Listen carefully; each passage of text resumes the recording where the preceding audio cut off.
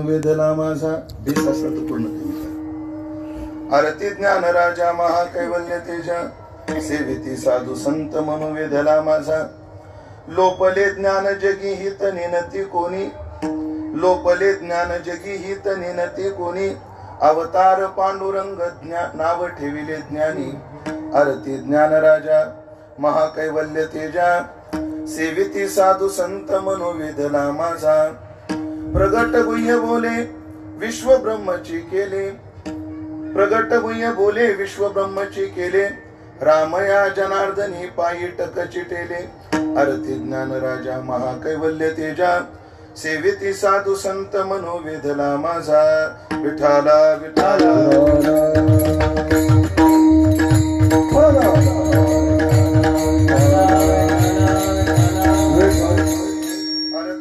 राजा महाकैवल्य तेजा सेविती साधू संत मनो वेदला माझा. आरती ज्ञान राजा महाकैवल्य तेजा सेविती साधू संत मनो वेदला माझा. सेवेकरता निवडलेला अभंग संत श्रेष्ठ जनार्दन स्वामी महाराज यांचे पट्ट शिष्य शांती ब्रह्मश्री एकनाथ महाराज यांचे गुरुबंधू संत श्री रामा जनार्दन महाराज यांचा 3 चरणाचा अत्यंत गोड सुंदर आरती या सदरातील सर्व प्रसिद्ध सर्वांच्या पाठातला हा अभंग असून या अभंगातून रामा जनार्दन महाराज ज्ञानोबारायाच्या शरणागतीचं गमक मी ज्ञानोबारायाकडे का वेधलो गेलो याचे कारण मीमांसा करतात. विठाला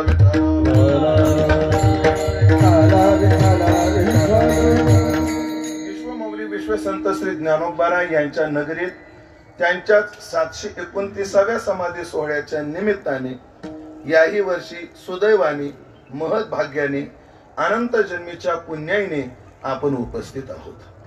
आम्हाला हा ज्ञानोबारायचा समाधी सोहळा याही वर्षी करण्याचं सौभाग्य नियतीनं दिलेलं आहे आणि मग ते सौभाग्य मिळालेल्या संधीचं सोनं करण्याकरता आपण प्रत्येक जण आपापल्या परीने ज्ञानोबारायचा समाधी सोहळा संपन्न करतो आहोत. हा समाधी सोहळा आपणच संपन्न करतो असं नाही. आज त्रैलोक्यात ज्ञानोबारायचा समाधी सोहळा आहे. कारण उभारीला ध्वज ती लोकावरी ऐसी चराचरी कीर्ती ज्याची. तो का म्हणे गाजे वैकुंठी सोहळा याही भूमंडळा माझी कीर्ती. त्रैलोक्यात आहे, त्रैलोक्यात आहे आणि त्रैलोक्यातले लोक येऊन आज आळंदीमध्ये करतायत अशी मान्यता आहे वारकरी परंपरेमध्ये की ज्ञानोबारायचे 2 प्रकारचे सोहळे आळंदीमध्ये चालू आहेत. आता आपला चाललाय तो स्थूल सोहळा आहे, पण एक दिव्य सोहळा या अलंकापुरामध्ये चालू आहे. कारण जेव्हा ज्ञानोबाराय समाधीला बसले तेव्हा भगवान जेव्हा आले तेव्हा भगवंतांनी ज्ञानोबारायला एक शब्द दिलेला आहे की मी प्रतिवर्षी तुझा सोहळा करत जाईल. हो, पांडुरंग प्रसन्नपणे दिधले देणे या ज्ञाना दिलेलं आहे की दरवर्षी मी येईल. आणि मग येईल हा शब्द दिल्यानंतर पाळण्याकरता ते काय आधम नाही, तो नारायण. वचना कीर्ती आधमजन, नारायण तो नव्हे. पण आपल्या दासाचा संभ्रम सोहळा करणे हे गोपाळा ब्रीद तुमचे. हे देव आपलं ब्रीद सांभाळण्याकरता धन्य धन्य तो विठ्ठला, धन्य प्रत्यक्ष देखिला, धन्य समारंभ येथीला आणि सोहळा करी भक्ताचा. वर्णन आहेत आपल्या संत वाङ्मयात. आणि मग तो दिव्य सोहळा काय पद्धतीने चालू आहे, अलौकिक असा सोहळा आहे. आता सोहळा म्हटलं की या सोहळ्याकरता कोण कोण आलं त्याच्या यादी आधी आपण वाचू. या यादीत आपल्याला वेळ नाही घालवायचा पण वाचायचं. कोण कोण आले. इंद्रचंद्र देव येती, आदिवाच्या लोकांची सुरुवात करू. इंद्रचंद्र देव येती, ब्रह्मादिक गीती गाती, यम वरुण बृहस्पती आणि विमाने दाटती अंतरिक्षी. हे सगळे वरच्या लोकांचे देव आलेले आहेत आणि ते विमानानं आलेले आहेत. म्हणजे रस्त्यावर जर 4 व्हीलरचं ट्रॅफिक जाम असेल तर आज आकाश मंडळामध्ये विमानाची दाटी आहे. तिथं सुद्धा ट्रॅफिक जाम आहे, त्याला लँडिंगला रनवेज भेटेल त्या देवांना. कोण कोण आले. वरच्या लोकातले देव आले, मृत्यू लोकातले सेविती साधू संत सगळे संत आलेले आहेत. निळामने जाणूनी संत आणि येती धावत. प्रतिवर्षी मृत्यू लोकातले सगळे संत या सोहळ्याकरता आलेले आहेत. झालं का. वरचे लोक आले, ह्या मृत्यू लोकातले आले. आता त्रिलोकात सिद्ध करायचे आपल्याला. उभारीला ध्वज एका लोकावरी नाही, 2 लोकावरी नाही, 3 लोकावरी. वरचे लोक आले बरोबर, मृत्यू लोकातले आले. आता पाताळातले आणावं लागतील ना. पाताळातले आणतो आणि मग पुढे जातो. पाताळातले आणतो. पाताळातलं कोण आलं. जेव्हा हे सगळे संत मंडळी आले आणि त्याने कीर्तनाचा घोष केला. आणि मग काय झालं, ऐसा रंग स्थिरावला, जय जयकारे घोष केला. त्याने चवकला उठिला, पाताळीचा शेष घाबरला. ते एकदम जोरात काहीतरी दांगडू झाला. शुद्ध मराठी सांगायचं ठरलं तर मोठा गागाटा झाला. नाशिकवाली बरोबर ना, गागाटा झाला. मराठवाड्याचा काय शब्द आहे? आरूढ. असा मोठ्यानं आरूढ झाला, काय मोठं गाजावाजा झाला. आणि ते पाताळातला शेष दचकला. पण ऐकलं का, मोठी माणसं विचार करून निर्णय घेतात, बोलत नाही. तो लगेच नाही आला, त्याने कानोसा घेतला. आळंदीत ज्ञानोबाराचा 16 का नगरपालिका लागलेली. आणि त्याने जेव्हा कानोसा घेतला तेव्हा त्याच्या कानावर काय आलं, नामदेवराय पुढे लिहितात, ऐकून विष्णू कीर्तन तयासी आले पै स्पंदन. मग उच्चारित रामकृष्ण मृत्यू लोकाशी आला. कोण? शेष आला.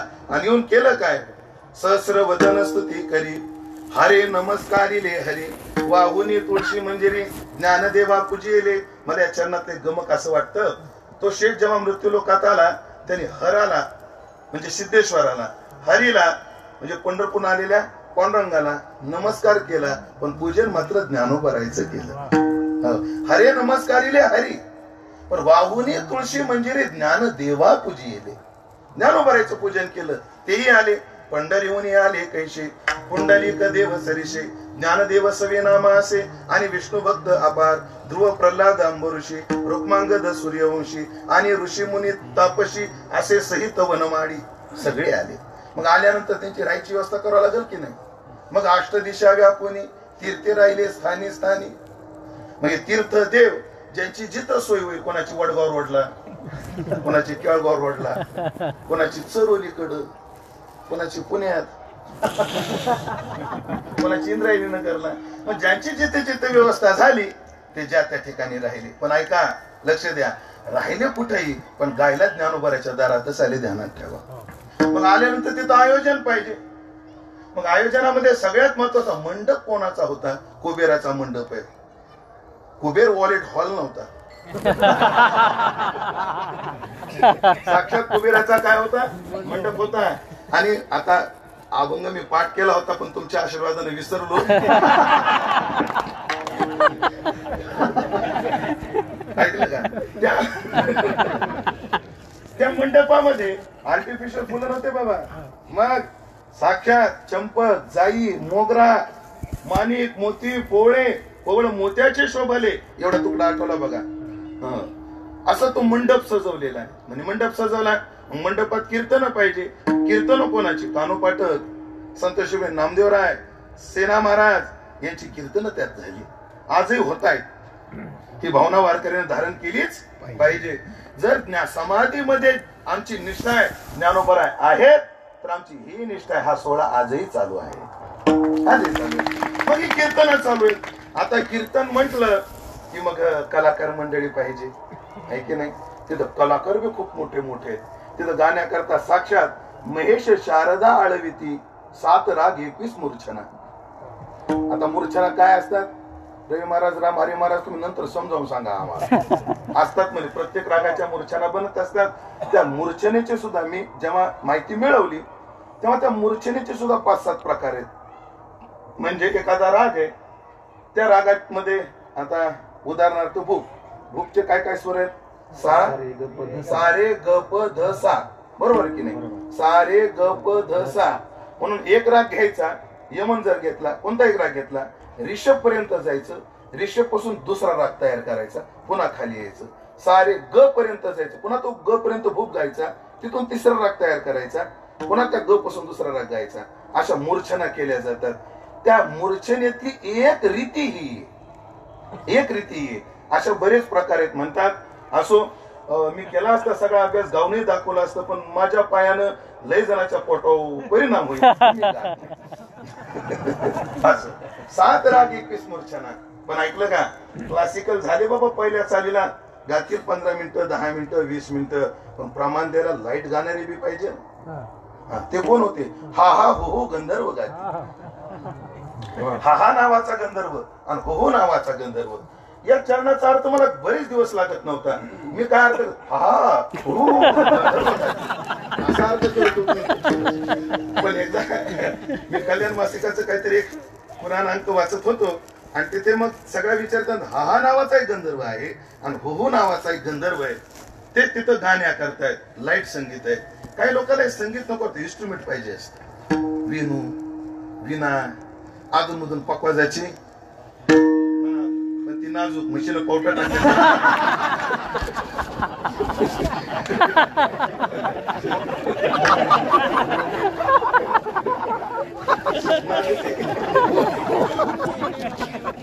तुम्ही खूप बोल टाकली बरं. काय फक्त एक 16 चाललाय आपला. सुंदर. मग तलालोरी वाची पावा, कसे समाधान ज्ञान देवा, है की नाही. तलालोरी वाची पावा, पावे वाजवणारे. पुन्हा गंधर्व गात नाही तिकडे चाललंय काय. हा आ हो गंधर्व गाती, रुणझुन रुणझुन पावे वाचती, देवांगना आरत्या ओवाळती, देवभक्ता सहित. असं तिथं पावे सुद्धा चालू आहेत. म्हणजे सगळं झालं महाराज. जेवणाचं काय, जेवणाचा बिली भारी बेत आहे. स्वयंपाक करण्याकरता साक्षात रुक्मिणी आई साहेब आहेत, वाढायला सत्यभामा माता आहे. आणि काय काय वर्णन आहे जेवणाचा. वरी मिरवे मुगाचे वरण, कतिका वाढीली संपूर्ण. माऊली कुठे दिसू दे मला. माऊली म्हणतात समाधी सोहळ्याच्या पंक्तीला तुरीचं वरण करायचं नसतं. मुगाच आहे का, जमलं काय हरकत नाही. वरी मिरवे मुगाचे वरण, काय का अभंग आहे खाण्याचे पदार्थ सांगणारा. कतिका वाढीली संपूर्ण, संपूर्ण कतिका. कतिका म्हणजे कडी, सगळ्या प्रकारच्या कड्या. हो, कोकणातल्या लोकांना आमसोलाची आवडते, हो, विदर्भातल्या लोकांना चिंचेची आवडते, कोणाला ताकाची आवडते, कोणाला कैरीची आवडते. सगळ्या प्रकारच्या कड्या त्या दिवशी केलेल्या होत्या. कतिका वाढीली संपूर्ण. जेवण झाली म्हणे महाराज. पण जेवणाच्या आधी एक राहिली बरं 2-3 प्रमाण, थोडा रिवर्स घेतो. ते जेवण करायच्या आधी त्या वायुमंडलात वातावरण शुद्ध करण्याकरता मंत्रघोष केला पाहिजे. मंत्रघोष करण्याकरता कोण आहेत, संकादिके मंत्रघोष. आणि केला विधीपूर्वक 5 दिवस. 5 दिवस संकादिकांचा मंत्रघोष आहे. ते 5 दिवस कोणते, त्रयोदशी, द्वादशी, एकादशी, दशमी, नवमी. अष्टमीला रात्री आले आणि नवमीला सकाळपासून तर त्रयोदशी पर्यंत केला विधीपूर्वक 5 दिवस मंत्रघोष आहे. मंत्रघोष केल्यानंतर आधी साधू संतांचं पूजन केलं पाहिजे, मग जेवायला बसलं पाहिजे ना. बघा व्यास पूजा झालेली, तैसीच वाल्मिकाची केली, वशिष्ठादिकी अंगीकारेली, समस्त ऋषी पूजिले, सगळ्यांचं पूजन केलं, सुंदर जेवण आणि असा दिव्य सोहळा ज्ञानोबारायचा संपन्न होतोय. पण त्या सोहळ्यात अजून माझ्यासारख्या दासाला प्रवेश नाहीये. ज्या दिवशी आमची साधना परिपक्व होईल ना, त्या दिवशी आम्हाला त्याही सोहळ्यात प्रवेश मिळेल. आणि मग त्या सोहळ्यात प्रवेश मिळेपर्यंत हा सोहळा करायला काय अडचण आहे. विश्व प्रगटली आग बसती, काय हातेविन नक्की जी आरती. अरे विश्वाला सूर्यप्रकाश देतो, मग आपल्याला शक्य नाही त्याच्या. कसं आहे, क्षीरसागरा परगुणे की जे क्षीरसागरची पण. घरी जर क्षीरसागर नावाचा पाहुणा आला तर त्याला पाहुणचार काय, भाताचं पाणी देता काय, त्याच्या योग्यतेचाच दिला पाहिजे. हा जर व्यवहाराचा नियम असेल तर जगाला प्रकाशित करणाऱ्या सूर्याला कशाला ओवाळायचं, तेवढाच तेज आणायचं कुठून. मग हातेविन नक्की जी आरती, मग आपण काढवात घ्यावी आणि त्या सूर्याची पूजा करावी. तिथं बोलताना आपल्याकडे परंपरेने सांगितलं जातं, हातेविन नक्की जी आरती हे सूर्याला काढवात म्हणजे आपलं ते हे सनकाडी, आंबाडी काढल्यानंतर जी काडी शिल्लक राहते त्याला सनकाडी म्हणतात. ती काडी पेटून त्यानं ओवाळायचं असतं. आणि ती सनकाडी लय भारी पेटते. हो, पण आमच्या मराठवाड्यात शिवीच आहे, लय सनकाडी येते म्हणजे लय घराला आग लावणारी जी असते तिच्याकरता हा विशेष शब्द असतो, सनकाडी म्हणतात ती. अजून मी पण ते कीर्तनात सांगण्याचं बैठकीचं कीर्तनात किंवा त्या कीर्तनाचं वाटोळ व्हायला सनकाडी काटे. मग त्या सोहळ्याचा आम्हाला प्रवेश नसेल, तेवढा दिव्य सोहळा करणं आम्हाला शक्य नसेल, तोपर्यंत काय करायचं, आम्ही आमच्या परीनं सोहळा करायचा. पण हे सोहळा प्रत्येक जण आपापला श्रद्धा व्यक्त करण्याच्या दृष्टिकोनातून या सोहळ्याचं आयोजन करत असतात. त्यामध्ये माझे गुरुबंधू आदरणीय हरिभक्ती परायण आमचे ज्ञानेश्वर माऊली झाडे आदरणीय माऊली या कार्यक्रमाचं संयोजन करतात. सर्व गुरुबंधू कलाकार मंडळीचं त्यांना सहकार्य आहे. सर्व दाते मंडळी यांचं दातृत्व आहे. म्हणून या सगळ्या गोष्टीचं आयोजन होत असतं.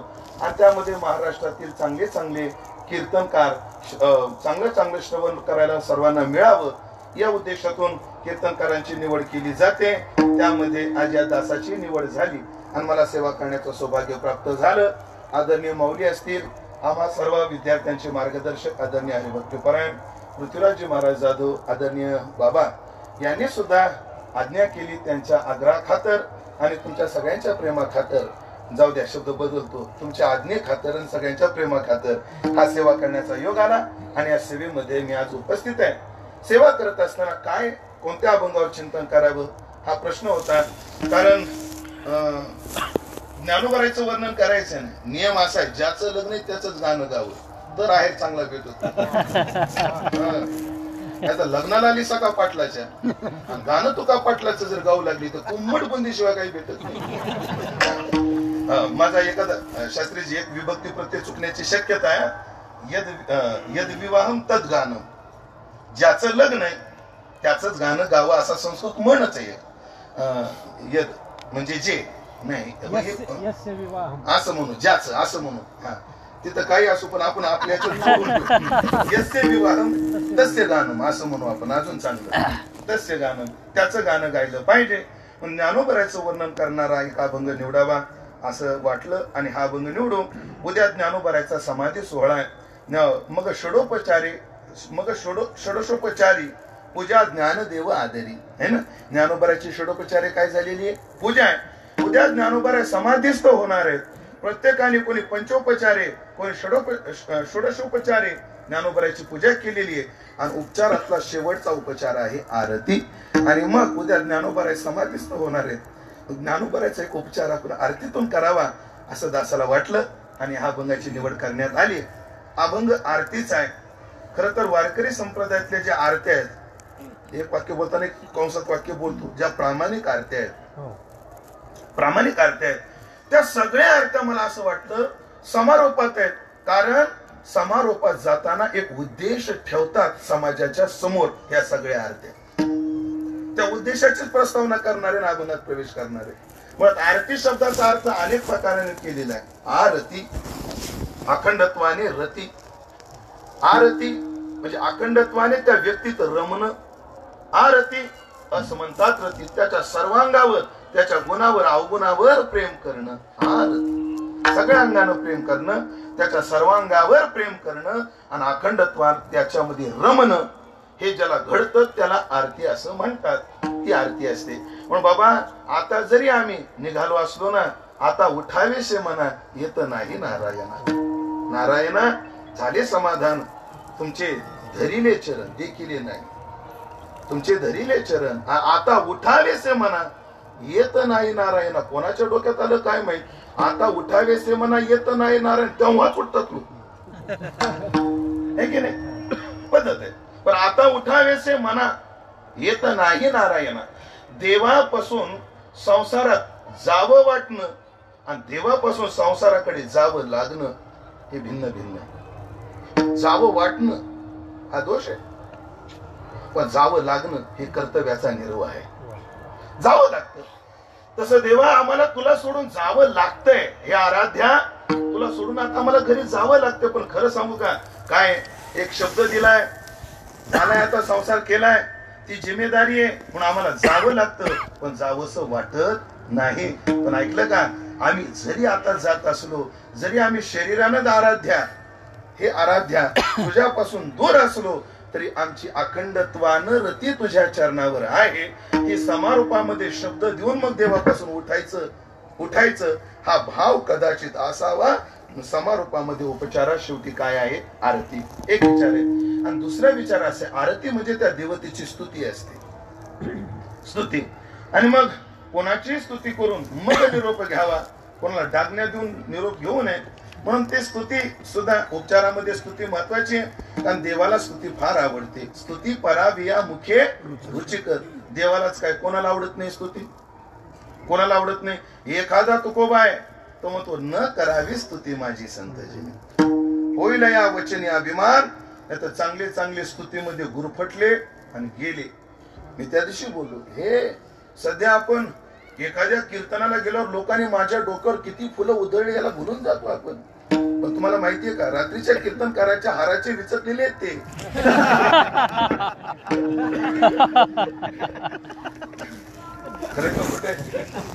रात्रीच्या कीर्तनकाराच्या गळ्याचे हार होते, ते हार काय केले जातात, उचकले जातात. विचकले जातात. उचकले आधी उचकले जातात, मग विचकले जातात. ते विचकले जातात आणि टाकले जातात. सजा दो घर मेरे सरकार. जेव्हा तसाची व्हिडिओ व्हायरल होतो,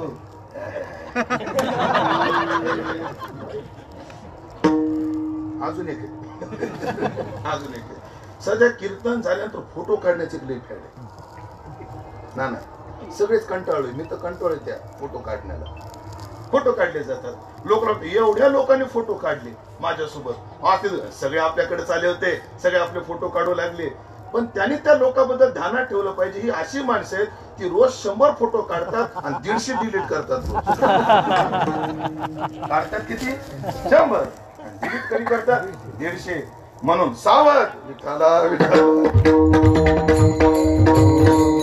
एखाद्या तुकोबाय न करावी स्तुती, देवाची स्तुती हे सुद्धा एक त्याचा उपचार आहे. म्हणून हे जरी भाव आपल्या पारंपरिक असले तर मला एक भाव असा मांडावासा वाटतो. निदान माझ्यासमोर 2 आरत्या आहेत. एक रामेश्वर भट्टांची आरती आहे आणि एक रामा जनार्दनांची आरती आहे. त्या 2 आरत्या आम्हाला एक उद्देश देऊन सेवा संपवायला होतात. 2 उद्देश देतात.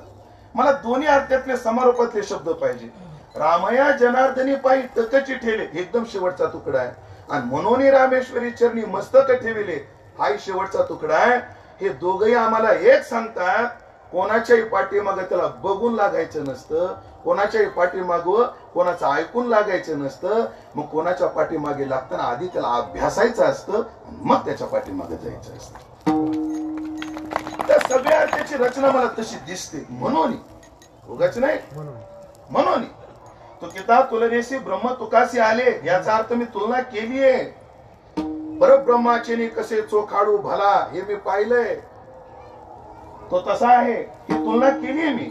राघवाने सागरामध्ये पाषाण तारले, तशा तुकोबाने आता ते तैसिया तुकोबाचे तैसिया तुकोबाने, या पाठभेदात मला आता पडायचं नाहीये.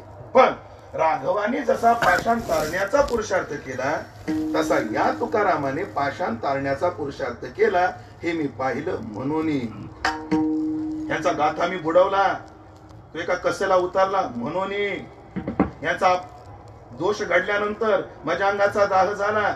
पण त्यांच्याजवळ गेल्यानंतर मने रामेश्वर त्यांच्या समागमे झाले हे आराम देह माझे, हा प्रत्यय मला आला. म्हणून एक बोलू का, कोणाच्या प्रभावाखाली येऊन आणि कोणाच्या स्वभावाखाली येऊन मी आकर्षित नाही झालो. मी आधी निहाळलं, अभ्यासलं, मग आणि केलं पाहिजे.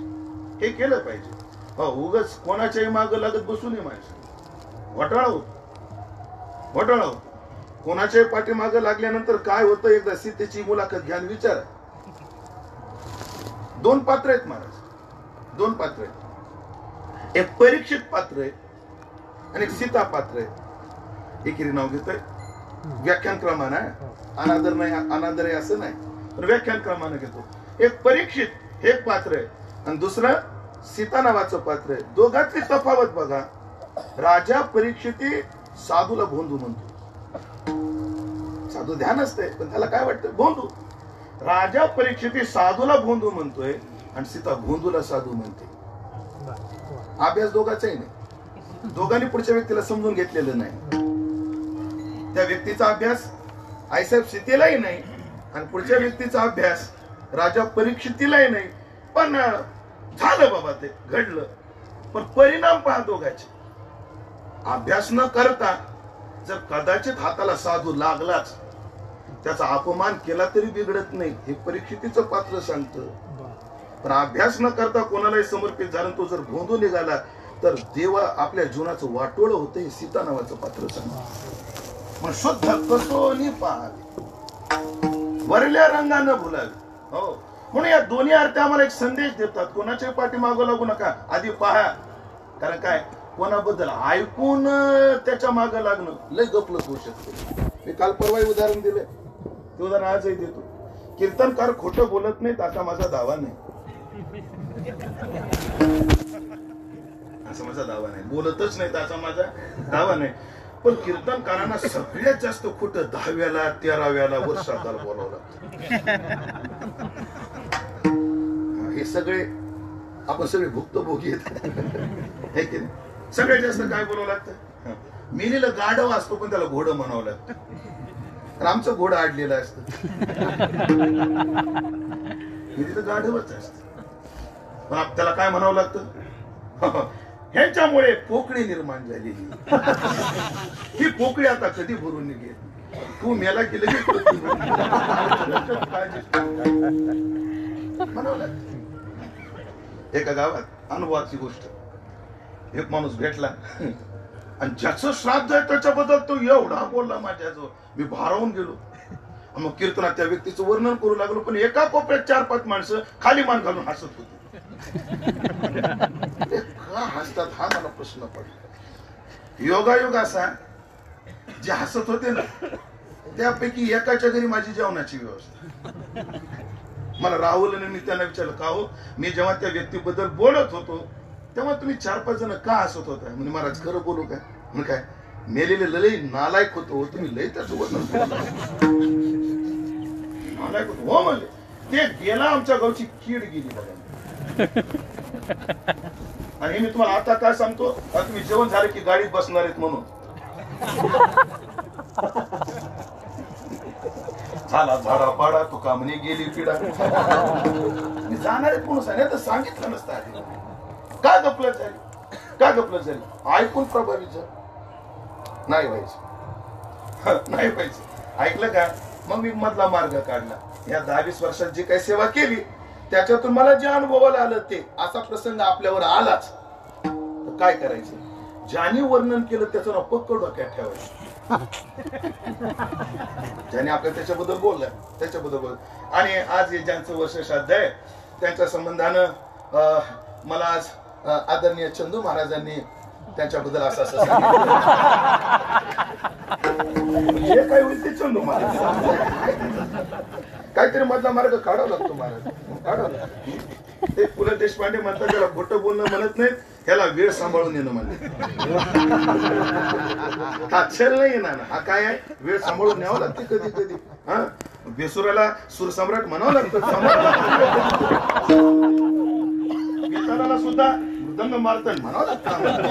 हे खोटं बोलणं नाही, ही वेळ सांभाळून येणे, सांभाळून एखाद्याबद्दल ऐकून. दुसरा मुद्दा फार कठीण वाटतो मला, एखाद्याकडे पाहून सुद्धा विश्वास ठेवू नये माणसानं.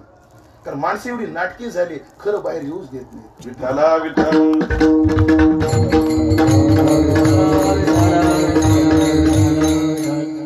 आता ते प्रमाण आहे तो कोबरायचं, पण वारकरी संप्रदायाचा एक संकेत आहे, कोणती प्रमाण चालीत म्हणायची कोणती सरळ म्हणायची. आता हे सध्या भजनामध्ये ते संपत चालले मला. हो, किती सांगू तरी नायकती बटकीचे पुढे चालीत नाही म्हणायचे, हे सरळ म्हणून. किती सांगू तरी नाही ते सरळ म्हणून जाईल. काय माय गेली होती भूता, चालीत म्हणायचं नाहीये, हे सरळ म्हणायचं.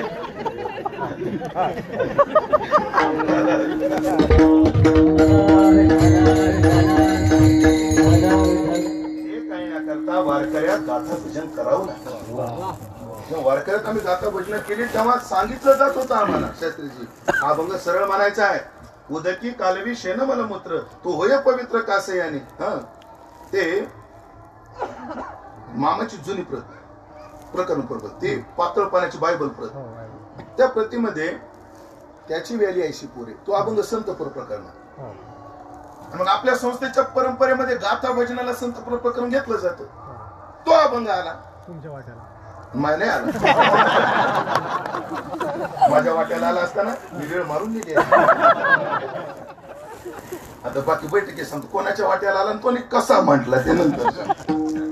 असं म्हणून एक प्रमाण आहे. सध्या माणसं एवढी नाटकी झाली, एवढा अभिनय उत्तम करतात, एवढा चांगला अभिनय करतात, आम्ही कोण आहोत हे समाजाला दिसूच देत नाही, दिसू देत नाही. हो, ऊपर से तो बहुत बनी, अंदर से तो राम जाने म्हणतात, कळू देत नाही. महाराजाचं प्रमाण देऊ का? तो का म्हणे मैंद दिसून येते पुढे आणि आदराचे पुढे सोंग द्यावे. विठाला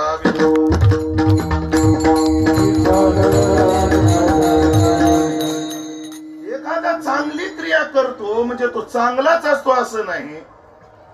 राम रहीमची कोणती क्रिया वाईट होती? समाज उगाच बोलला का? काही नावं घ्यावे, खर तर हे नावं घेण्याकरता आम्हाला पुराणात जावं लागत. पराशर हे केले काय?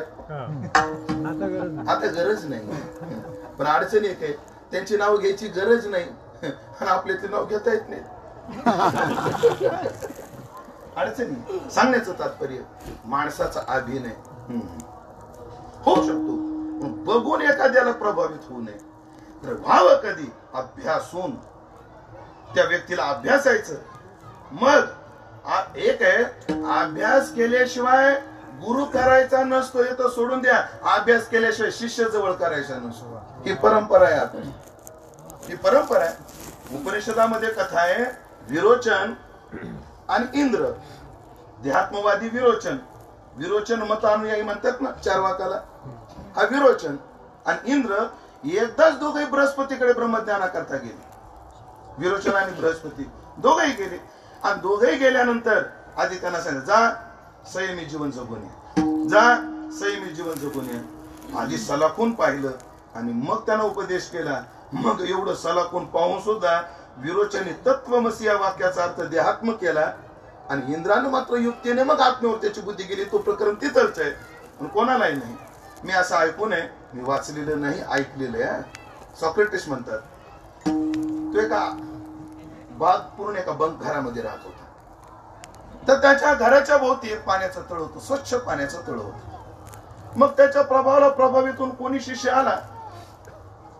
आला की ते शिष्यत्व लगेच देत नव्हते म्हणे सॉक्रेटिस. मग ते काय करायचे, त्याच्या तळ्याच्या भोवती, त्या म्हणजे घराजवळ जे तळ होतं त्या तळ्यामध्ये पारदर्शक एकदम स्वच्छ पाणी असल्यामुळे त्याच्यात तिने काही नाणे टाकून ठेवले होते. काय टाकले ते नाणे? त्याच्यात काही मासे होते. कोणी विद्यार्थ्याला किती म्हणायचे, जा आधी त्या तळ्यात न्याहाळून पहा, मग माझ्याकडे आधी त्या तळ्यात न्याहाळून पहा, मग ये. आल्यावर त्यांना विचार, काय तुला तळ्यात काय दिसलं? ते मला माझं स्वतःचं प्रतिबिंब दिसलं. सॉक्रेटिस त्याला शिष्यत्व देत नसायचे. तुला काय दिसलं? म्हणे मला त्या तळ्यातली नाणी दिसली. सॉक्रेटिस त्याला शिष्यत्व देत नव्हते. तुला काय दिसलं? काय होते छोटे छोटे मासे करता काय धडपड करतायत ते मला. सॉक्रेटिस त्याला शिष्यत्व देत होते. त्या दोन्हीतला भाव काय? ज्याचं जीवन आत्मकेंद्रीय आहे तो माझा शिष्य होण्याच्या कुवतीचा नाही, ज्याचं जीवन अर्थकेंद्रीय आहे तोही माझा शिष्य होण्याच्या कुवतीचा नाही. त्याला तळागाळातल्या जीवाची तळमळ आहे, तोच माझा शिष्य होण्याच्या आत्मकेंद्रीय माणसं का निर्माण करायची? आपलं तत्वज्ञान महाराज समाज केंद्रीय, समाजा करताय येणारे. हो, पुणे ब्रह्मची केले नाही, कुलकर्णी ब्रह्मची केले नाही, विश्व ब्रह्मची केले.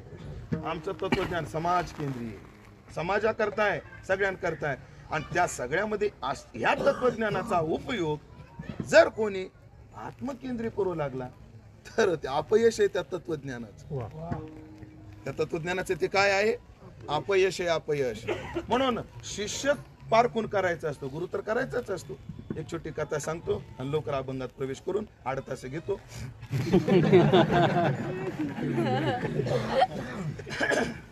वेळ संपलेली तशी अधिकृत नाही, काय नोकरीला जाऊन अगदी बिलकुल आराम, काय प्रॉब्लेम. माऊली पर्यंत असं आहे का? 9:30 ओव्हर टाइम तुम्ही चाली गावायला लागली, साडी म्हणू होय. बरं बरं बरं, लाईट येऊ द्या. ते दादू पिंजारी आपल्या संत परंपरेमध्ये एक दादू पिंजारी, कानोपात्रा खोदू पिंजारी तो दादू, दादू पिंजारी. ते फार सिद्ध संत होते. आणि कोतवाल त्याला इच्छा झाली की आपण त्यांना गुरु करावं. कोणाला? त्या दादू पिंजऱ्यांना. हो. आणि मग तो अनुग्रह घेण्याकरता दादू पिंजऱ्यांच्या आश्रमाकडे निघाला. पण उपाधीतली माणसं उपाधीचा अहंकार घरी ठेवत नाही, कायम सोबत घेऊन येतात. हो, उपाधीचा अहंकार घेऊन. हो. महाराज गर्दीमध्ये वारीमध्ये, ओ महाराज म्हटले की आपली मान जर ओळख असे तर समजून जा उपाधीचा आम्ही किती अहंकार घेतला. मी एकटाच आहे आणि महाराज मी एकटाच आहे. पुढचं वाक्य अजून महत्वाचं, महाराज मी एकटाच आहे. खरंय रामारी महाराज वाक्य दुसरं लय महत्वाचं आहे. महाराज मी एकटाच आहे, मी महाराज आहे. विठ्ठला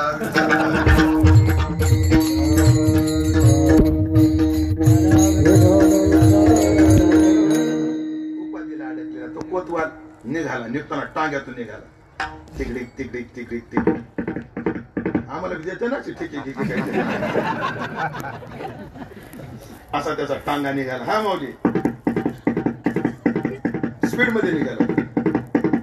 आश्रमाजवळ गेला, स्पीड कमी झालं.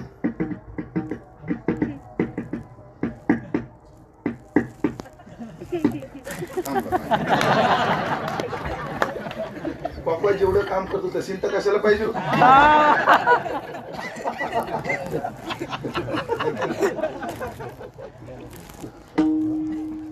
थांबला. दादू पिंजारी अंगण झाडत होता. त्याने त्यांना इकडे हे दादू पिंजारी कुठे राहतात? तरी एका झोपडीकडे बोट केलं. तिथे राहतात. गरम डोक्याचा पत्वा त्यानं बाई मागे सारी आणि खाड मुस्कारात. एवढ्या जोरात काय अजून लग्न नाही ना झालं.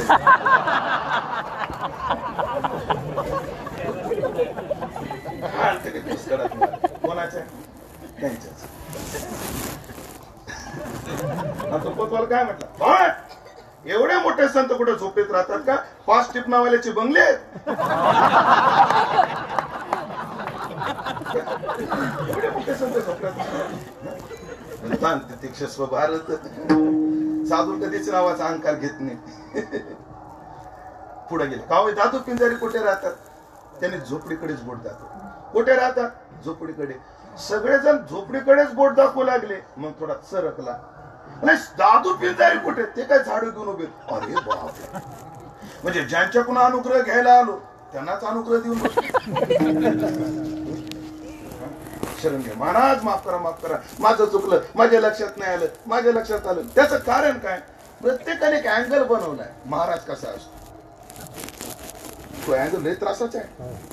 हो, बंगल्यात राहतो तो मोठा महाराज.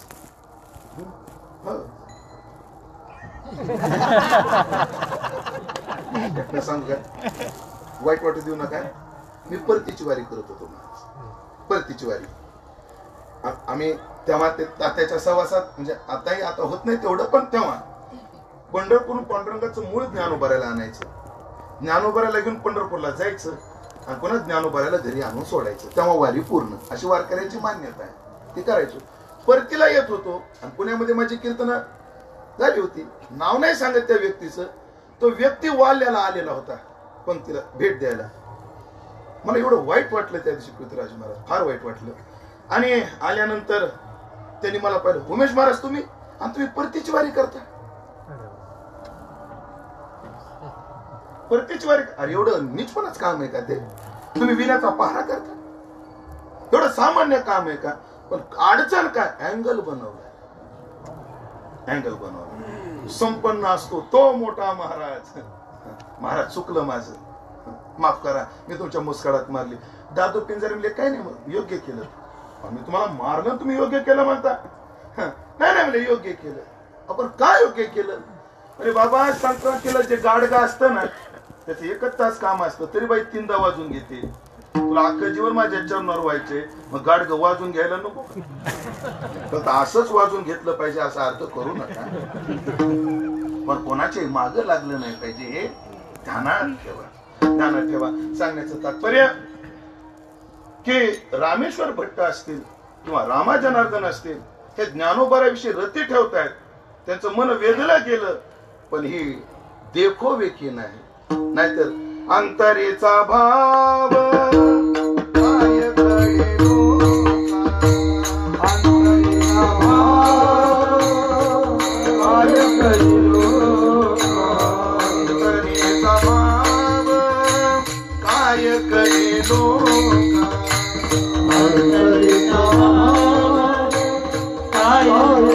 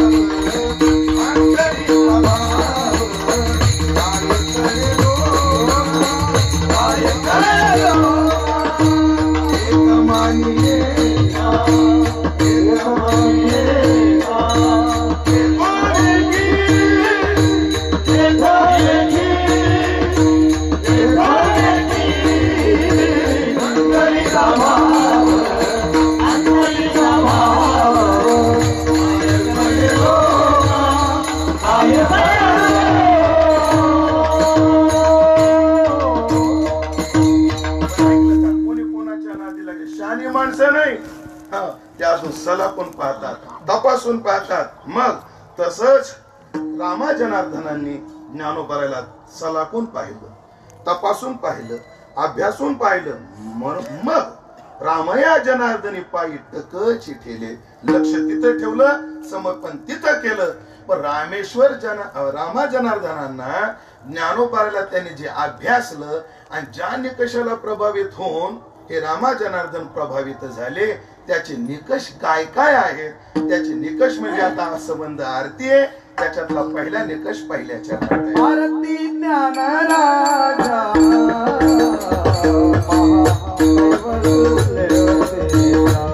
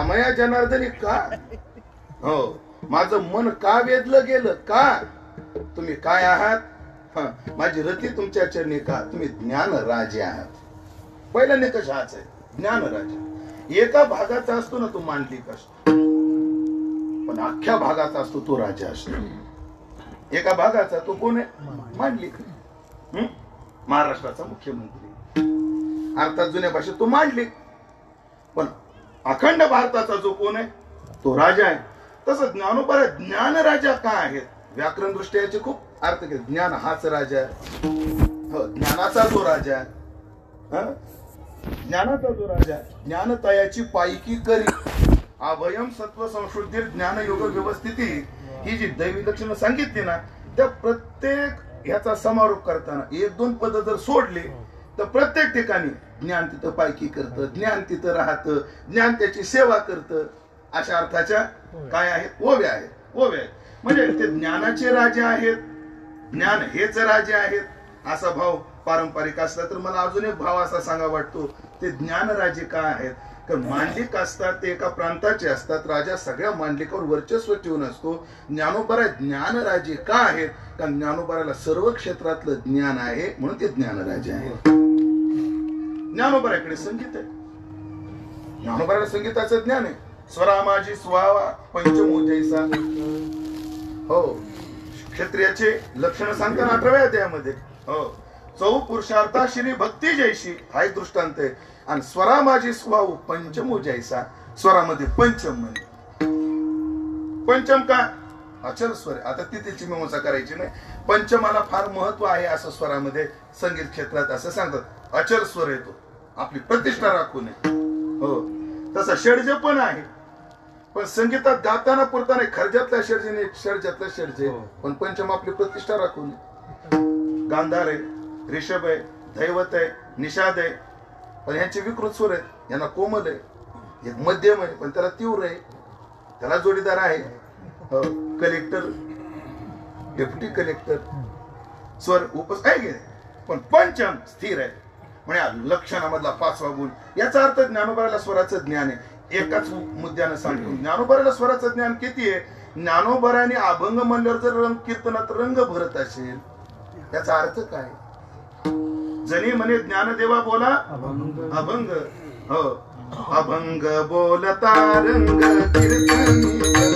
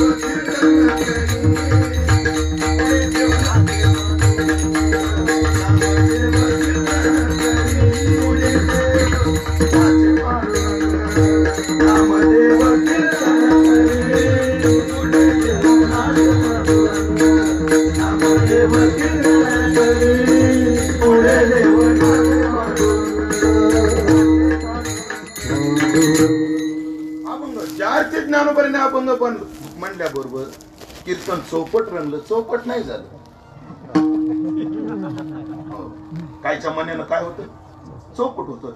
गोड गाऊन बी चौपट होतं बरोबर महाराज. कधी कधी चाल सुरेल ताला जरी झाली तरी कीर्तन चौपट होतं. का होतं? कारण भाजीमध्ये मीठ असल्यावर भाजीला चव येते, हा नियम आहे. पण किती मीठ असल्यावर हा बी एक नियम आहे. हा पण एक काय आहे, नियम आहे. हो चालेल. ते जेव्हा मी आपल्या घराच्या खिडक्या बसवायच्या होत्या ना, तर मी म्हटलं आपण निळ्या खिडक्या बसू. हायलाइट होता जरा, कॉन्ट्रॅक्टर तुम्हाला विचार हायलाइट. पण एकाने मला सल्ला दिला, बिलकुल नको म्हणजे निळ्या. का? कारण त्या निळ्या जास्त चमकतात. लोकांचं लक्ष घराकडे नाही, खिडक्याकडेच जातं. असं मी खूप काय बोलून गेलो. नाही, मी तेच वाक्य पुढे बोलणार. मी भरपूर बोलून गेलो, पण किती कळालं मला माहित नाही. पण तुम्ही लय ताण घेऊ नका. लय ताण घेतला तर माझ्यासारखे वाळून जातात. स्पष्ट आता कॅमेऱ्यावर सांगतो, सध्या श्रोत्यांनी ताण घ्यायचा नाही. का? घेणारे सांगणारेच घ्यायणार. असं चला, अभंग बोलतात, चार ते ज्ञानोबा बोलतात. आणि रंग फरला. ज्ञानोबाला उत्तम स्वराचं ज्ञान आहे. ज्ञानोबाला विज्ञानाचं किती ज्ञान आहे, ज्ञानोबाला खगोलाचं किती ज्ञान आहे. मला सगळ्यात विशेषतः ज्ञानोबाची वाटते, ज्ञानोबाला समाजाचं किती ज्ञान आहे. ज्या समाजानं कधीच जवळ घेतलं नाही, त्याही समाजाला ज्ञानोबाला किती बारकाईनं अभ्यास होईल. याच्यातली ओवी मला काय म्हणते, दिटी ठेवून आहेरा आणि आवंतू जायचे सोयरा. आयरावर डोळा ठेवून सोयऱ्याला आमंत्रण दिलं जातं. ज्ञानोबाने नेमकं कोणाची लग्न केले होते म्हणजे दृष्टांत सामान्य. पण एक आहे सामान्यातलं सामान्य किती ज्ञान ज्ञानोबा राहिला, किती गोष्ट समाजाच्या विकृतीतलं ज्ञान. बरं, ज्या ज्ञानोबाने समाज जवळ केलं नाही, समाजाने जवळ केलं नाही, त्या ज्ञानोबाला समाजातली एवढी माहिती. एवढीच नाही, ज्ञानोबारायचं वय जेव्हा समाधीला बसले तेव्हा 21 वर्षाचे. आणि वृत्ती एवढी स्थिर आहे, वृत्ती एवढी स्थिर आहे. जन्मतेनी प्रसंगे स्त्री देह शिवणे अंगे, येतो जन्म आघवे सोवळे की जे. त्याच्या मनात न देखणे ती दिठीची वाळी. हो, आता सर्वेंद्रियाच्या अंगणी विवेक करी राबणी, साचची करचरणी होती डोळे. ज्यांना विषयाचं दर्शन नाही, विषयाचा स्पर्श नाही. जेव्हा ज्ञानोबा म्हणतात, स्वप्नी प्रिया पुढे तरुणांगी, निधेली चेवोनी वेगी, आलिंगेले विना आलिंगी सका मुकरी. ज्ञानोबाला कामशास्त्रातलं किती ज्ञान आहे. खगोल असेल, भूगोल असेल, रसायनशास्त्र असेल, या सगळ्या क्षेत्रातलं ज्ञान त्यांना आहे. म्हणून या सगळ्या म्हणून मांडलिकाचे ते मुख्य आहेत, म्हणजे ज्ञानराजे. हो बघा, सायणाचार्याला वेदावर भाष्य करता आलं ते नाही. कामसूत्र कोणाचे? वात्सायन. वात्सायनाला एका क्षेत्रात ज्ञान करतात. कपिलाला एकच विषय हाताळता आला. पण ज्ञानोबांनी सगळे विषय हाताळले. सांख्याचा विचार, आंबोला जोडे आंबुली जोडे आंबुला खाय. सांख्य विचार आहे. हा काय आहे? सांख्य विचार आहे. जेव्हा ज्ञानोबा योगाच्या परंपरेबद्दल बोलतात, भगवान एवढंच म्हणतात, शुचो देश प्रतिष्ठाप्य. फक्त शुचो देश, शुची देशात, स्वच्छ देशात. अरे पण त्या स्वच्छ देशाचे निकष काय काय असतात, काय ज्ञानोबाने सांगितले. अर्थ एकांत असावा, तिथं शिवालय असावं, हो, न मळलेलं पाणी तिथे असावं, हो, तिथे तरी आधी गेली काही तरी आली गेली काही होतं का मयूरही आम्ही ना न म्हणू. म्हणजे मयूर पक्षी तिथं अधून मधून आला तर चालेल, भोंगा तिथं चालणार नाही, पोपट तिथं चालणार नाही. हे किती एक शुट. आणि योगाचा विचार जेव्हा मुळात ज्ञानोबा योगीच हो, वादच नाही, पण योगाचा विचार किती सूक्ष्मतेनं करतात महाराज. आपल्याला 12 वेळात अति परिचय झाल्यामुळे ना त्या ओव्या आपल्याला एवढ्या विशेष वाटत नाही, पण काय योगाची प्रक्रिया ज्ञानोबा सहज त्यानं किती सामान्य आहे का. मूळबंधाचा हुडा पन्नाशीला, आशेचे लागत तोडिले, आधर्याचे कडे झाडिले, निद्रेचे शोधिले काळ वखे, है की नाही. आता ती मध्यमा मध्य विवरे तेने कोरी वेदादिरे हा केले चौरे ब्रह्मरंध्र. किती सोप्या ओव्यातून आम्हाला योग समजावून दिला. अरे बाबा एक असतं मूळबंधाचा हुडा पन्नाशीला, मूळबंध लावला, आपण वायू उदर ऊर्ध्वगामी झाला, स्वादिष्टान चक्रावरची कुंडलिनी जागी झाली, त्रिईडा सोडली, पिंगळा सोडली, आणि सुषुम्ना मध्यमा मध्य विवरे, मधल्या विवरात तिनं काय केला, प्रवेश केला. बर ते विवर काय लय मोठं नाही, कोरीव दादर आहे, कोरीव दादर आहे. हो, राजगडावर कोण कोण गेले, राजगड गेलाय ना. राजगडाच्या बाले किल्ल्यावर कोण गेले, राजगडाचा बाले किल्ला. गोनी दांडेकर म्हणतात राजगडाच्या बाले किल्ल्यावर दोघच चढू शकतात, एक तर माकड आणि दुसरा वारा. त्या गडावर कोण कोण चढू शकतात, एक तर वारा चढू शकतो, नाही तर माकड चढू शकतात. आणि माणसं चढतात ना, माकड झाल्याशिवाय माणसाला चढता येत. मी चढलेलो आहे तेव्हा 2003 साली. मी आता जात नाही, बालेकिल्ला पडेल. आपल्याला इतिहासाच्या गोष्टी संरक्षित करून ठेवायच्या, आपल्याला जपायचा आहे, इतिहास पुढच्या पिढीला दाखवायचा आहे आपल्याला. मध्य कोरी वेदात काय सहजता आहे हे सांगण्यात. आता भरपूर विस्तार नको, बस एवढं. म्हणून ज्ञानियाचे तुम्ही कोण आहात, राजे आहात. अरे ते ज्ञान राजा महाकैवल्य तेजा. अन्नाची कोटी आठवली, तेवढ्या कोटीतच विषय पूर्ण होतो. कैवल्य म्हणजे चैतन्य परमात्मा. अण्णा म्हणायचे जीव कैवल्य आहे, त्याच्या पुढचं कुटस्थ कैवल्य आहे, त्याच्या पुढे ईश्वर कैवल्य आहे. 4 प्रकार वेदांतात केले ना. आधी काय आहे, जीव चैतन्य, नंतर कुटस्थ चैतन्य, नंतर ईश्वर चैतन्य, नंतर ब्रह्म चैतन्य. ते म्हणायचे जीव कैवल्य आहे, एक कुटस्थ कैवल्य आहे, एक ईश्वर कैवल्य आहे, आणि ब्रह्म कैवल्य म्हणजे महाकैवल्य आहे. आणि माझे ज्ञानोबर आहे त्या महाकैवल्याचं तेज आहे. महाकैवल्य तेजा म्हणजे कैवल्याला सुद्धा हे तेज आहे. कारण का, ते कैवल्याच या रूपाने अवतरित झालेलं आहे. कैवल्याचा पुतळा, कैवल्याचा पुतळा काय, कैवल्य आणि ज्ञानोबर आहे. कैवल्याचं तेज कसं, याला छोटस उदाहरण असं. एक बाई पुण्याला आपा बळून चौकात गेली, स्वर्गात. स्वर्ग असेल, नाव बी त्याला स्वर्गच दिलं. हा, नावच स्वर्ग आहे, दुकानाचं नावच स्वर्ग आहे. ते 1 ग्रामचे बेंटेकची दागिने, तर नावच स्वर्ग आहे. एक बाई गेली आणि 5-2 हजाराचे भले गळाभर दागिने आहे. गावात एक सावकाराची बाई होती, श्रीमंत. तिच्या समोर दागिने घेऊन मिरवाई लागली. सावकारीनं अशी चिडली, घरी आली. हाय का तुम्हाला अक्कल, हाय का गळ्यात फुटका. लय बी ऍक्टिंग करत नाही, लोक शंका घेते. सध्या शंकेला फार वाव येते. संकेशी किरे ठाव होय पण न धरावी तू लागली अभिनय करते, रडायला. झालं काय, 1.5 दमडीची बाई, लायकी नाही तिची. तिच्या संस्थेत फक्त 25 पोर आहेत.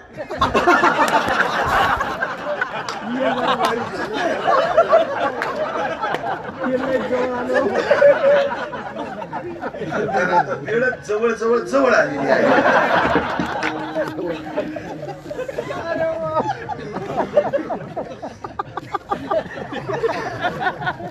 बाबा टायमिंग आहे का,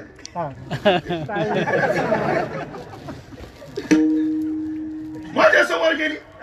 सावकार बी चिडला, त्याचाही इगो हर्ट झाला. ती तुला, माझ्या बायकोला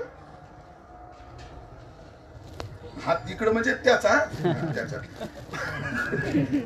थांबतो, दाखवतोच. त्याच्याकडे 5-5 किलोच्या 5 विटा होत्या सोन्याच्या. त्याने त्या 5 विटा एका उपरण्यात बांधल्या, घातल्याच्या काय जाय म्हणले, दाखव किती सोनं आहे आमचं. आणि ते 25 किलो सोनं घेऊन गावात हिंडल का? ती म्हणजे 25 किलो नको, ह्याच्यातलं 5च तोडे द्या, पण नटून द्या. पण कैवल्य खरीबूत सुवर्ण असेल तर माझे ज्ञानोबाराय नटवलेला दागिना आहे, महाकैवल्य तेज आहे. त्या कैवल्याला आलेले हात पाय कान डोळे आहेत. एकच ओवी सांगतो 5व्या अध्यायातली, विषय करतो पूर्ण. ते विवेकाचे गाव काटायतो मला ही ओवी म्हणताना. काय ते विवेकाचे गाव, परब्रह्मीचे स्वभाव, नाना अलंकारले अवयव ब्रह्मविद्येचे. हे ऐसे कैसे निघाले 7व्या अध्यायात. जे देहीचं ब्रह्मत्व आले, त्याचा देहच ब्रह्म कसा काय झाला, देवानं त्याचं कारण सांगितली, पण तो आपला प्रस्तुत विषय नाही. पण असं महाकैवल्याला आलेला आकार, महाकैवल्य तेजा, हे कारण आहे मी तुमच्या पायावर टक ठेवण्याचं. अजून एक सेविते साधू संत. तुम्हाला जर समाजाने मानलं असतं ना, मी तेवढा विचार केला नसता तुमचा. हो, म्हणून मी तुमच्याकडे पाहताना युट्यूबला तुम्हाला किती व्ह्यूज आहेत हे पाहत नाही, फेसबुकला तुम्हाला किती लाईक आहेत हे पाहत नाही. मला वाटतं जे जे व्ह्यूज तपासतात ना, कधी कधी त्याने कमेंट बी वाचल्या पाहिजे, वेळ काढला पाहिजे. अरे युट्यूब चॅनल वाल्याचं आता त्याने ते काय केले, ब्लॉक करून ठेवले. ते कमेंट काय केलं, काय शब्द आहे त्याला, टर्न ऑफ करून ठेवले, सोडून द्या. हो, पण साधू संत तुम्हा सेवित, सगळे संत. बर, ते सेवित असताना एका भागातले नाही, बोलू, एका भागातले नाही, विशिष्ट लिंगाचे नाही, विशिष्ट जातीचे नाही. विठाला विठाला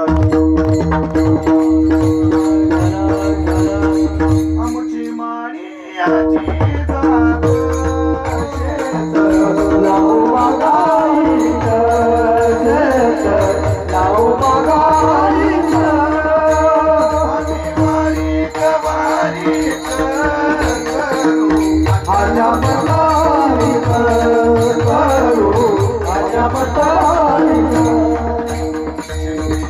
कोणी जन्म माझा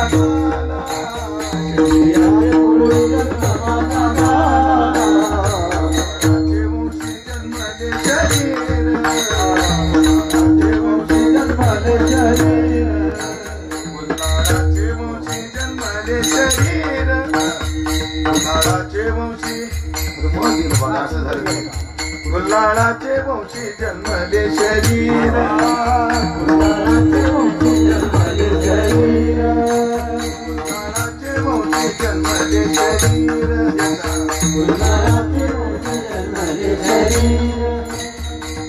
देवा तुझा मी सोना, देवा तुझा मी सोना, देवा तुझा मी सोना, पाने गेले दूरी मने पाहता, पाने गेले दूरी मने अवघा रंग एक अवघा रंग एक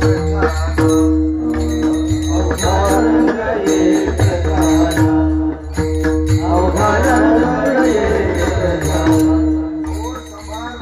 मारी साडी पोटते सगळे अवघा रंग एक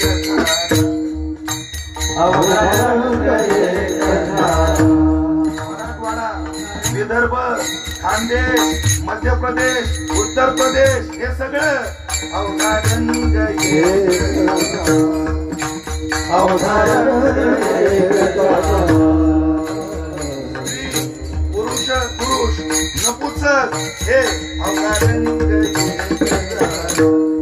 योगी जपी तपी कामी गुंतले रिकामे जपी तपी हे सगळे अवघा रंग एक. रंगी रंगता श्रीरंग, रंगी रंगता श्रीरंग अवघा रंग अवघा रंग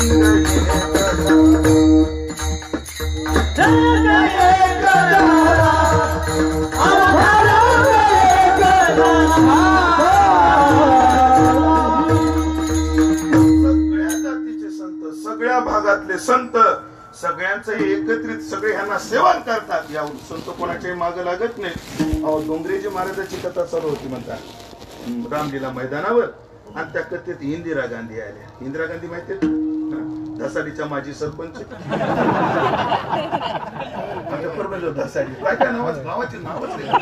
धसाडी, कौसडी आहेत ना आपल्याकडे. धसाडी, कौसडी ते गावाचे. ते नाशिक वडांगडी, खडांगडी, चोंडी, मेंढी, कीर्तांगडी, चित्तांगडी. हो ते एक जण मला म्हणलं महाराज कुठे केलं म्हणजे गुळवंचला. काय नाही, खालच्या खोपडीत वरच्या खोपडीत आहे. खालची खोपडी वरची खोपडी असो, जाऊ द्या. इंदिरा गांधी कोण आहेत? महामहिम पंतप्रधान, माजी पंतप्रधान. त्या डोंगरेजी महाराजाच्या कथेत आल्या. ते कथा देवाकडे पाहून करत होते. एक गोड उत्तर दिलं म्हणजे ते देवाकडे पाहून लोकांकडे पाहत नव्हते, ते देवाकडे पाहत होते. ते लोकांकडे का पाहत होत नव्हते म्हणे, त्याचं कारण त्यांना लोकांकडून काही पाहिजेच नव्हतं. मागणे ते तुझं मागू. इकडं पहा, माणसानं देवाला मोक्ष मागावा यात नवल नाही. संसारातले भोगही मागायचे असले ना देवाला मागावे. प्रमाण देतो बाबा, फुकट नाही बोलत. इच्छितातिमान मागा देवापाशी. मागणे ते तुझं मागू. तुम्हाला मान जरी पाहिजे असेल तर कोणाला मागा? देवाला मागा. म्हणे का हो, लोकांसमोर रडून या मान कोण मागता भूषण.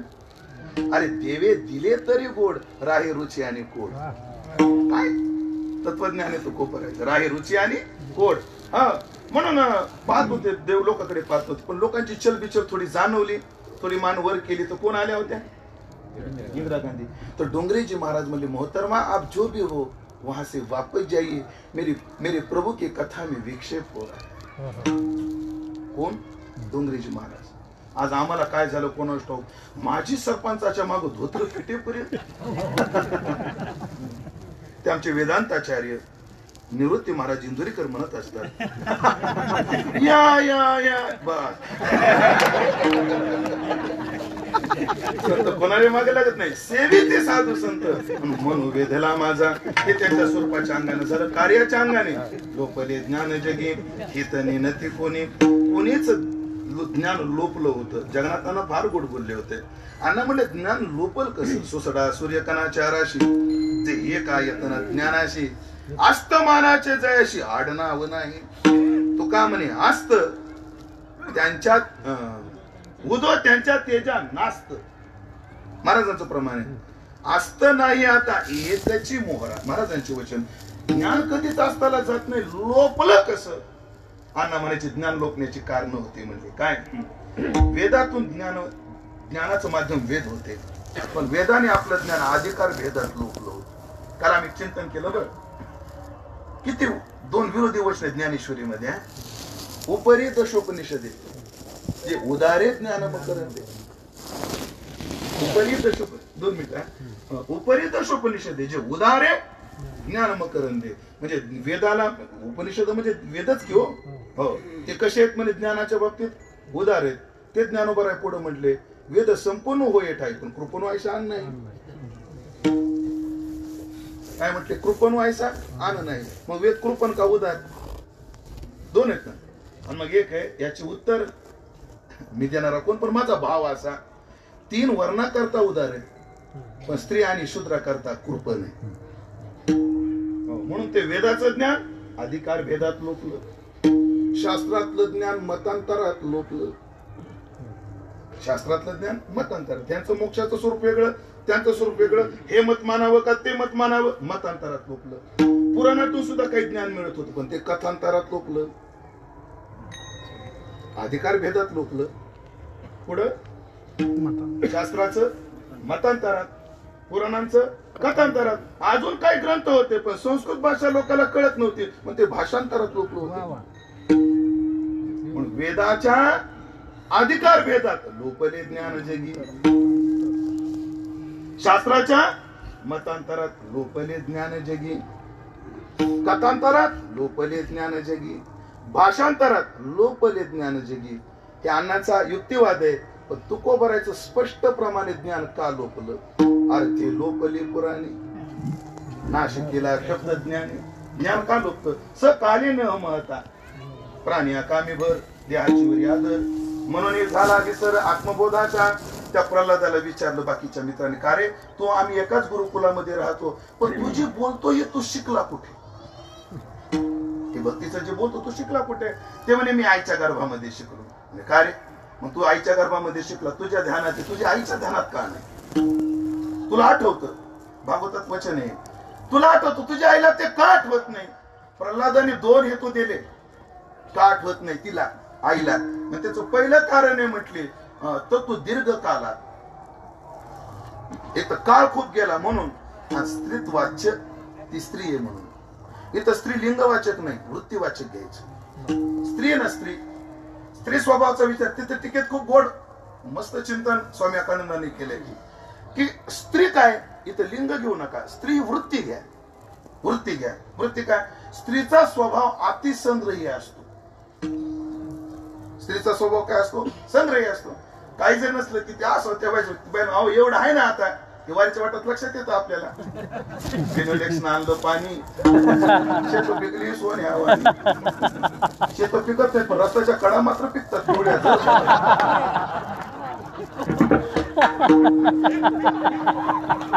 पण त्या फिनोलेक्सची एवढी कृपा त्या पिशवीचा आकार बी मोठा आहे वाकरीपर्यंत पुरतो त्याच्या. बघला पिशवी दिलं काही घातलं पिशवीत, दिलं काही घातलं पिशवीत. केळी त्याच्यात, गुडदाणी त्याच्यात, शेंगदाणे त्याच्यात, पाण्याच्या बाटल्या त्याच्यात, खालच्या केळाचं शिकरण होतं तरी घेणं चालू तिला म्हणलं माय बस झालं ना आता भजन करावं. जर आपल्या मराठवाडी भाषेवर माय आता जरा भजन करावं बस झालं ना. त्या केळाचं शिकरण व्हायलंय ग महाराज नासाव पण आपला असा आपलं असाव ही स्त्री वृत्ती आहे विठाला.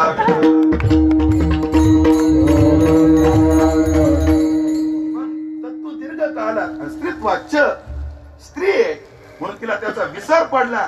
म्हणून लोक प्राण्या कामी भर संग्रही वृत्ती झाली. म्हणून पहिले ज्ञान जगी कोणाला हिताचं ज्ञान कळेना. लोक कशाला हित समजायला लागले. मग काय झालं? अवतार पांडुरंगी नाव ठेविले ज्ञानी. पांडुरंगानेच अवतार घेतला आणि मग ज्ञानी हे त्यांचं काय ठेवलं? नाव ठेवलं. पांडुरंगाने अवतार घेतला. बाबा एक काल्पनिक कथा आहे लय गोड आहे फार भावनिक आहे. संपली आपली वेळ पण घेणारी मी 5 मिनिटं या कथेसाठी. खूप गोड कथा आहे काल्पनिक आहे पण त्यातला भाव संदर्भ फार गोड आहे. ते राम आपलं कौरव पांडवांचं युद्ध चालू झालं. हे जुने जे असा एक वर्ग होता संप्रदायात की त्यांनी भावनिक समाज सांभाळला. काय परंपरा आहे आपली. जोग महाराजांच्या शिष्यामध्ये बंकट स्वामी मामा साहेब. कोण कोणाला कमी कोण कोणाला जास्त? तुमचं काय मत आहे याच्यावर? कोणीच कमी नाही कोणीच जास्त नाही. पण ह्या दोघांनी 2 कामं केली. बुद्धिजीवी समाज संप्रदायाकडे मामाने आकृष्ट केला आणि भोळा बाबडा दरी डोंगरातला समाज स्वामीने आकृष्ट केला. भजनातून गोड गोड कथेतून ह्याच्यातून. म्हणून कोणीच कोणाला कमी नाही. हो एकदा मामा मारुती बाबाजवळ बसलो. का त्यांना समन्वय महर्षी म्हणायचे त्याचं उत्तर आहे का? मी बाबाजवळ बसलो मारुती बाबाजवळ एक सहज विचारलं म्हणलं बाबा ते अनंता महाराज वैजापूरकर होते म्हणे पंढरपुरात. हो म्हणले खूप गाथा छान सांगायचे. म्हणजे त्यांना गाथा ऐकलं का? काही ग्रंथ अभ्यासानं कळतात पण गाथा ज्ञानेश्वरी कृपा झाल्याशिवाय कळत नाही. पण त्या ग्रंथाची काय व्हावी लागते? कृपा. पण त्यांना अर्थ खूप चांगला गाथ्यावर त्यांची पकड होती. पंडित प्राण धारुरकर शास्त्री भगवान शास्त्री धारुरकर हे सुद्धा काय काय अभंगाचे अर्थ अनंत महाराजाला विचारायचे. आणि उगाच आम्हाला खात दुसरा प्रश्न विचारला बाबाला शास्त्रीजी म्हणजे का त्यांना वेदांताचे ग्रंथ सांगत होते का? बावटे काय म्हणले घटपट करता आलं म्हणजेच विद्वान असतो का? ज्याला गाथा पाठ येतो ज्ञानेश्वरी पाठ येतो विद्वान नाही का? पण सध्या लोकांना तो विद्वान वाटत नाही. हे काय शोकांती काय? कारण अति परिचय झाला आणि आवाजण्या व्हायला लागली. हो काय नाही आपण आता सत्य वाजित नसतो. मग काय वाजित वाचतो तुमच्या गावात का म्हणे आमच्या तुमचे आमच्या गावात फार मोठा कॉक वाजे संगीत विशारद आहे अलंकार आहे मृदंग अलंकार आहे म्हणजे कीर्तनाला नाही आले ते कीर्तनाला येत नसतं. मग काय पेट्रोल टाकून पेटवायचे का तिथे? असं म्हणजे एखाद्याला सगळ्या गाथ्याला चाली म्हणता येतात, तो विद्वानच आहे. एखाद्याला गाथापाठ आहे, तो विद्वानच आहे का? घटावछिन्न घटाकाश, पटावछिन्न पटत्वन घटत, एवढंच नाही. हा ते विद्वत्ता नाही असं नाही, पण तीच आहे असं नाही, तीच आहे असं नाही. हो, मग ते असे भावनिक समाज होता की त्यांनी भावनिक समाजाचा आकर्षण केलं. ते नामदेव शामगावकर सांगायचे, कौरव पांडवाचं युद्ध चालू झालं म्हणे, आणि अंजनी रिवर अंजनी माता पण रोज हनुमंतर आईचं दर्शनाला जायचे. अंजनी मातेनं आपल्या सेविकेला विचारलं, का ग हनुम्या नाही आला आज? भाषा गावरान, आज हनुम्या नाही आला, काय माहित का नाही आला? दुसऱ्या दिवशी हनुमंतराय आले म्हणे, कुठे? दर्शनाला. अंजनी, हो माग हो माग, सातारी भाषा आप्पाची, पायाला हात नाही लावायचा. अगं पण नाही झालं काय? काल तू दर्शनाला का नाही आला? अगं काय सांगू आई म्हणले, ते अर्जुनाला कृष्णानं काहीतरी गोष्ट सांगत होता. अर्जुन आपला कृष्ण अर्जुनाला काहीतरी गोष्ट सांगत होता, आणि त्या गोष्टीत मी एवढा रमलो, मला येणं झालं नाही. मग काय गोष्ट सांगितली सांग? अंजनी कोणाला म्हटली? हनुमंताला. नाही बा मला सांगता यायचं, कथाच गोष्ट सांगितल्याशिवाय तुला मी पाहायला हातच लावू देत नसते. पळतच गेली. कृष्णा चल घरी. अरे कुठं? कारण हनुमंत ध्वजस्तंभावरी वानर, तू मूर्तिमंत शंकर. कारण गीता ऐकणाऱ्या श्रोत्यामध्ये कोण आहे? ते हनुमंत आहेत ना. चल म्हणे घरी. अरे आता युद्धाची वेळ, कुठं जा? आई मला पाया पडू देत नाही, आधी चल म्हणे घरी. अरे पण काम काय? हनुमंतराने हिशेबटीनं हेटाळा घातला म्हणजे कृष्णाला डायरेक्ट अंजनी मध्ये. आई गोष्ट सांगणार आहे. अरे कृष्णा लय गोष्टी चुरू चुरू सांगतो म्हणजे काल मग हनुम्या माझ्या पाया पडायला नाही. सांग तू कोणती गोष्ट सांगितली काल अर्जुनाला? म्हणे आई अंजनी माते सांगितली असती, पण ते कसं आहे, ऐशी असं मग कर कसे शंख भेरी याचा आवाज पाहिजे तेव्हा मला ती गोष्ट सांगता येईल, आणि पुन्हा युद्ध मांडणं शक्य नाही. मला गोष्ट सांगितल्याशिवाय मी याला पाया पडू देत नसते. नाही नाही म्हणे अंजनी माते, आता तू काय कर, आता त्याला पाया पडू दे, पण तुला मी शब्द देतो, कलियुगामध्ये मी पुन्हा येईन आणि ही गोष्ट पुन्हा एकदा सांगेन. म्हणून त्याच कृष्णाने ज्ञानोबराचा अवतार घेऊन ती गोष्ट पुन्हा सांगितली ज्ञानेश्वरीच्या रूपाने. कथा भावनिक आहे, आपलं काल्पनिक आहे. मग कल्पनेतलं काही ऐकतं, हे ऐकायला काय अडचण? आणि मधुसूदन सरस्वतीने सांगितलं, ज्या कल्पनेने अंतःकरण जर द्रवीभूत होत असेल, ती कोणती कल्पना ही शास्त्रच आहे. कल्पनेची संगती आहे मधुसूदन सरस्वतीची. पण अवतार पांडुरंग, पांडुरंगानं तो अवतार घेतला. बापस खाली खाली चाललाय का? मी बरोबर अवतार पांडुरंग नाव ठेविले ज्ञानी, त्याचं नाव ज्ञानी ठेवलं, आणि जे लोकलं होतं प्रगट गुह्य बोले, विश्व ब्रह्मची केले, आणि मग ते जे गुह्य आहे ते प्रगट केलं. आता ऐका, पुन्हा त्या कोटीकडे जाऊ.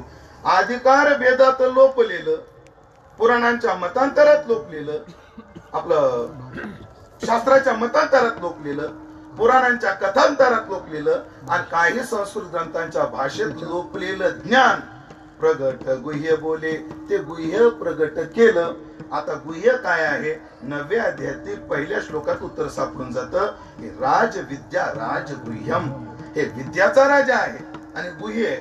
आत्मज्ञानाला गुह्य का म्हटलं? पंचदशीकारांनी पण एक उपनिषदातला श्लोक घेऊन याला गुह्य पंचकोश काय आहे, तृप्तिदीप एक दीप आहे. पंचकोशाचं जे प्रकरण आहे ना, पंचकोश विवेक, माफ करा, पंचकोश विवेक, त्याचं प्रतिज्ञा वाक्यामध्ये ते मंत्र घेतलेलं आहे. हो, हे आत्मतत्व गुह्य कसं आहे त्यांनी सांगितलं. अनोरणीयान महत्व महियान, शब्द आहे का? अनोरणीयान महत्व महियान आत्मस्य जंत निहितम गुहाया. मग ते गुहे मधलं आहे म्हणून ते गुह्य आहे. आणि ते कोण्या गुहेत आहे? मग त्या 5 गुहेचं म्हणजे पंचकोशाचा कल्पना करून त्या आतलं गुह्य ज्ञान प्रगट केलं. असं ज्ञानोबायांनी जे फक्त क्षीरसिंधू परिसरी शक्तीच्या कर्णकुहरी नेणोकाय त्रिपुरारी सांगितले, जे मच्छिंद्रानं आपला आदिनाथ गुरु सकळ सिद्धांचा जे मच्छिंद्राला सांगितलं, जे मच्छिंद्राने गोरक्षनाथाला सांगितलं, गोरक्षनाथाने फक्त गहिनीनाथाला सांगितलं, गहिनीनाथांनी निवृत्तीनाथाला सांगितलं, निवृत्तीनाथांनी ज्ञानोबाराला सांगितलं, एक गुरु एक शिष्य एक गुरु ऐसा सा चाला व्यवहारू. पण हे गुरु शिष्याच्या एकांतातलं ज्ञान समाजाकरता ज्ञानेश्वरीच्या माध्यमातून प्रगट केलं. प्रगट गुह्य बोले विश्व ब्रह्माची केले. अवघ्या विश्वाला ब्रह्म करण्याचं तत्वज्ञान ज्ञानोबाराने ज्ञानेश्वरीमध्ये मांडलं. म्हणून रामया जनार्दनी पायी टकची ठेले. विडोपार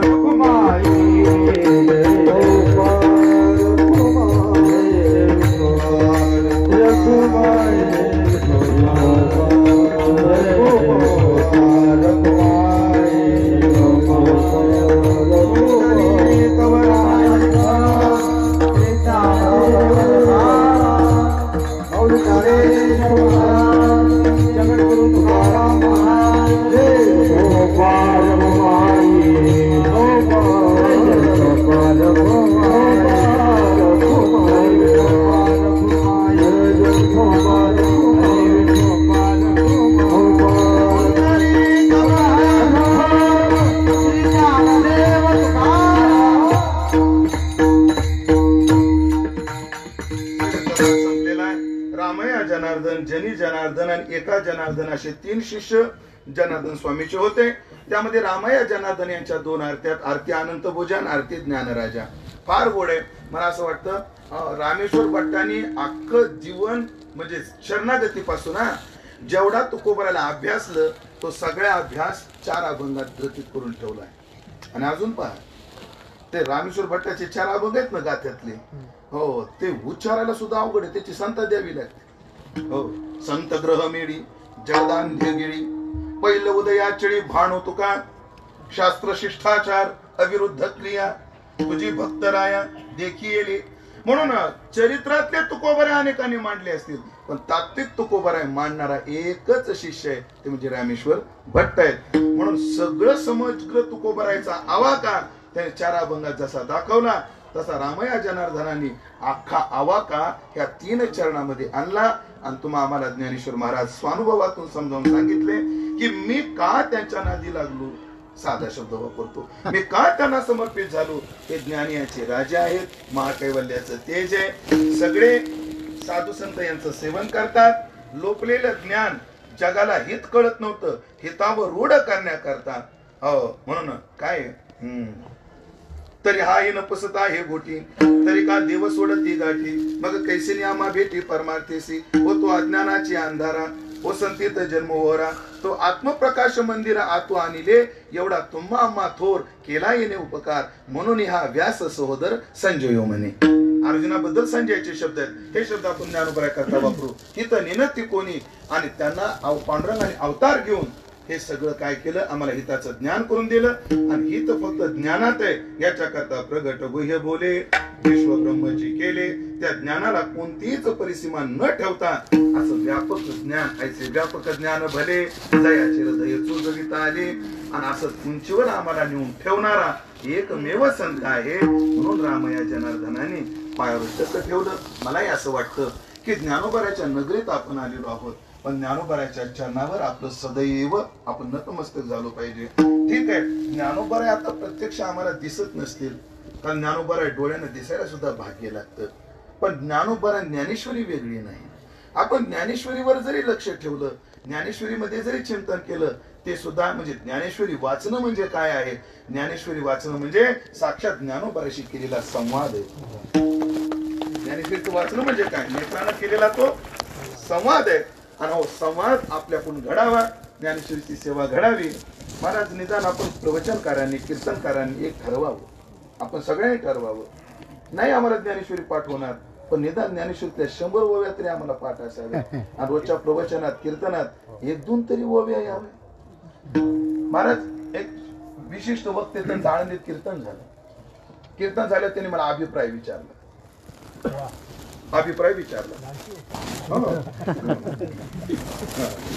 नाव सांगितलं मग तुमच्या लक्षात येईल, मी नंतर नाव सांगतो. त्यांनी मला अभिप्राय विचारला. महाराज तुम्ही कीर्तनात होता, पण मला माहिती म्हणले सगळे काय म्हणणार, कीर्तन लय एक नंबर बाबा, हवा केली आज. आता नवीन एक स्टाईल आहे, असं ऐकायला भेटत नाही. हे आम्हालाच म्हणतात का प्रत्येकाला म्हणतात, हा प्रश्न आहे, कारण दुसरी बघायला नाही. आपण याला भुलत नाही तो भाग सोडून द्या. अभिप्राय विचारा आणि विचारलं पाहिजे गुरुबंधूंना. कारण काय वक्ता म्हणजे सर्वज्ञ कोण आहे? वक्ता दस सहस्रेषु. चुका होऊ शकतात म्हणून आपल्या स्नेही माणसांनी ज्या चुका आहेत त्या समजावून सांगितल्या पाहिजे. काय झालं कसं सांगतात ते सद्गुरु एव अभिगच्छेत नाही एकमेव अद्वितीयम ब्रह्म. एकम एव आणि अद्वितीय असे 3 पद आहेत. पण मी काय म्हणतो एकम एवम अद्वितीय. अद्वितीय ते अनुस्वार चुकत होता. अनुस्वार बंशी महाराज उबाळे कीर्तनात होते ते म्हणले चुकतंय बरं. एव म्हणजे चकार आहे आणि एवम या प्रकारे बिघडतंय म्हणले. ते अनुस्वार घोटाळा करतो तो अनुस्वार म्हणत जाऊ नका. त्या दिवशीपासून अनुस्वार म्हणत नाही. दिंडीत भजन करत होतो नाम्या सवे जेवी होय नवे संकोचित नाम्या सवे जेवी म्हणत होतो. ते हरिभाऊ सोलापूरकर माहित ना हरी महाराज ते दिंडीत उभे होते बाजूनं आणि त्यांनी ते ऐकलं. बसल्यावर ते मला म्हटले इकडे नाम्या सवे जेवी कसं काय म्हणतो काय म्हणायचं?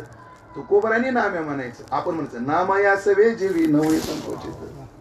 काय तुक्याचा अन्याय त्यांनी म्हणू द्या. आपण म्हणायचं काय तुकयाचा अन्याय. पण याचं कारण आहे शहाण्या माणसात कीर्तन एवढ्यासाठी करायचे असतं. आणि एक आहे आपली चूक मोठ्या अंतकरणाला स्वीकारता आली पाहिजे. जाऊ द्या मला त्यांनी विचारलं कीर्तन कसं झालं कसं झालं. महाराज खरं सांगू का खोटं सांगू? खोटंही बोलता येतं ना आपल्याला. खरं सांगू का खोटं सांगू? नाही नाही तुमच्याकडून मला खऱ्याची अपेक्षा आहे. एक आहे म्हणलं महाराज तुम्ही इतकी गोड अभंगाची सोडणूक केली पण तुमच्या पूर्ण कीर्तनभर तुकोबाराची 2 प्रमाण आणि ओवीत एकही आली नाही. निदान आळंदीच्या व्यासपीठावर तरी तुमच्या कीर्तनात 5-25 ओव्या अपेक्षित आहेत. पण पाठ आहेत त्या नाही लागतात त्या.